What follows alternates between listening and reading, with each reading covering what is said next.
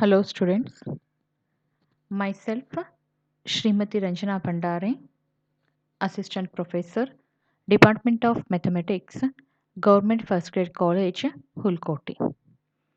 So here I am going to have a discussion about the BSc 3rd Sem Paper 1 Algebra and Number Theory 3rd Unit Group Theory, and here particularly we are going to have the discussion about the properties of cyclic groups.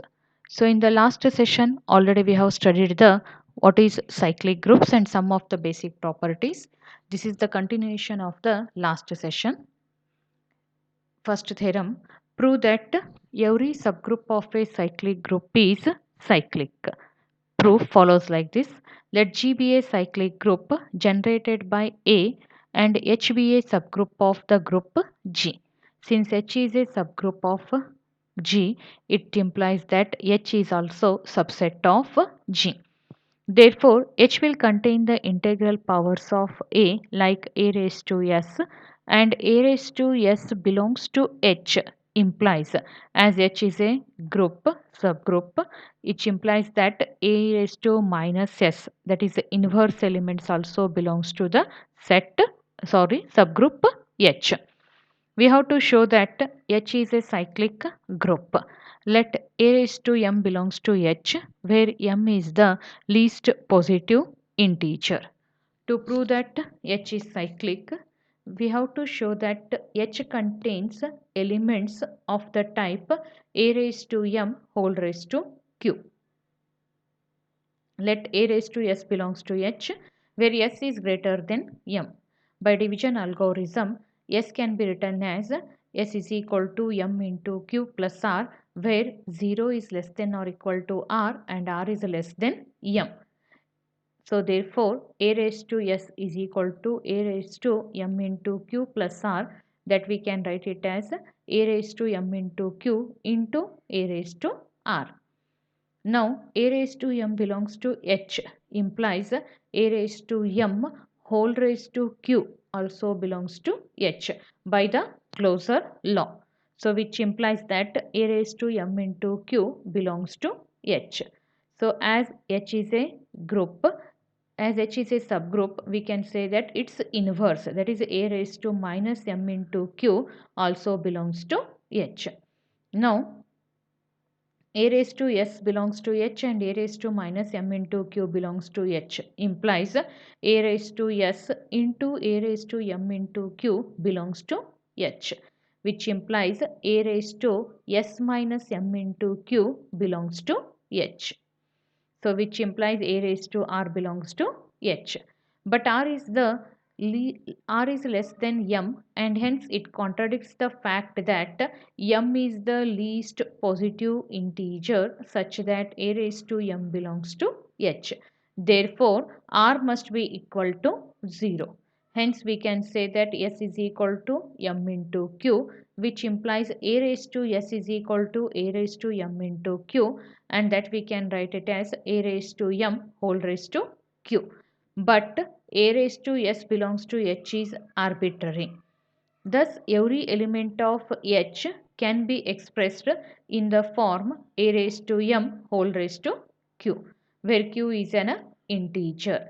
So, therefore, we can say that H is a cyclic group generated by A raised to M. So, the second theorem. If G is a cyclic group of order n generated by an element A, then prove that for arbitrary integers I and j, A raised to I is equal to A raised to j if and only if I minus j is multiple of n. The proof follows like this. Let G be a cyclic group of order n generated by A, then A raised to n is equal to E and A raised to m is not equal to E if 0 is less than m and is less than n. Let A raised to I is equal to A raised to j for some integers I and j. Then it implies that A raised to I minus j is equal to E. By division algorithm, we can say that there exist two integers q and r such that I minus j is equal to n into q plus r, where 0 is less than or equal to r and r is less than n. Now a raised to I minus j is equal to a raised to n into q plus r. So that we can write it as a raised to n into q into a raised to r. And this we can write a raised to n whole raised to q into a raised to r. And we know that a raised to n is nothing but it is e. So that is e raised to q into a raised to r. So this we can write it as a raised to r. If 0 is less than r and r is less than n, then a raised to r is not equal to e, since a raised to m is not equal to e for 0 less than m and less than n. Therefore, r must be equal to 0, which implies I minus j is equal to n into q. That is, I minus j is a multiple of n. So conversely, we can prove that let I minus j is a multiple of n, then I minus j is equal to n into k, where k is an integer. So which implies I is equal to j plus n into k, which implies a raised to I is equal to a raised to j plus nk, which implies a raised to I is equal to a raised to j into a raised to n into k. So which implies a raised to j into a raised to n whole raised to k. So that it implies a raised to j into e raised to k. So totally we get a raised to I is equal to a raised to j. So this completes the proof. So the third theorem, if A is a generator of a cyclic group G, then prove that order of A is equal to order of G. Proof, let order of A is equal to n, and at the last we are going to prove that order of G is also equal to n.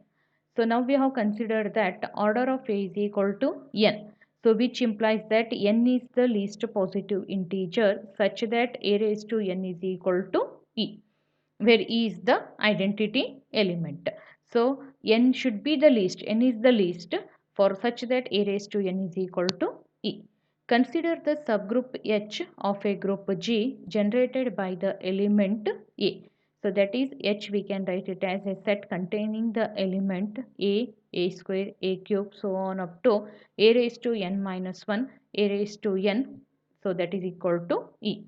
So first we are going to prove that the set H exactly contains the n elements. So that we are going to prove by proving that the elements of H are distinct. So we are going to prove by contradiction method. That is, we are going to consider that let a raised to r is equal to a raised to s, where 0 is less than r and r is less than s, s is less than or equal to n. So then we have a raised to r is equal to a raised to s implies a raised to r minus s, and that is equal to e for 0 is less than r minus s is less than n. So this contradicts the fact that n is the least positive integer such that a raised to n is equal to e. Thus we can say that all the elements of H are distinct. So if all the elements of H are distinct means that is nothing but the order of H is equal to n. So let us consider G belongs to G be an arbitrary element. Then for some m belongs to Z, we can write G is equal to a raised to m. By division algorithm, there exist two integers q and r such that m is equal to q into n plus r, where 0 is less than or equal to r and r is less than n.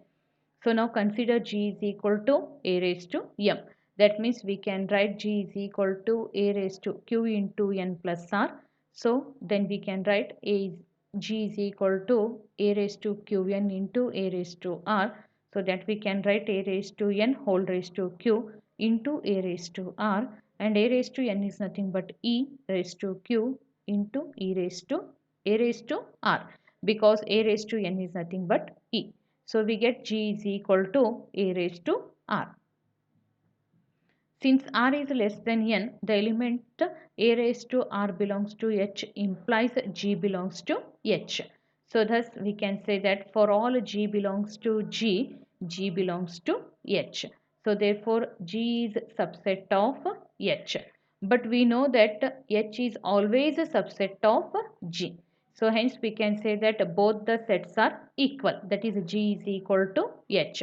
Once the sets are equal, order of the two sets are also equal. That is order of G is equal to order of H.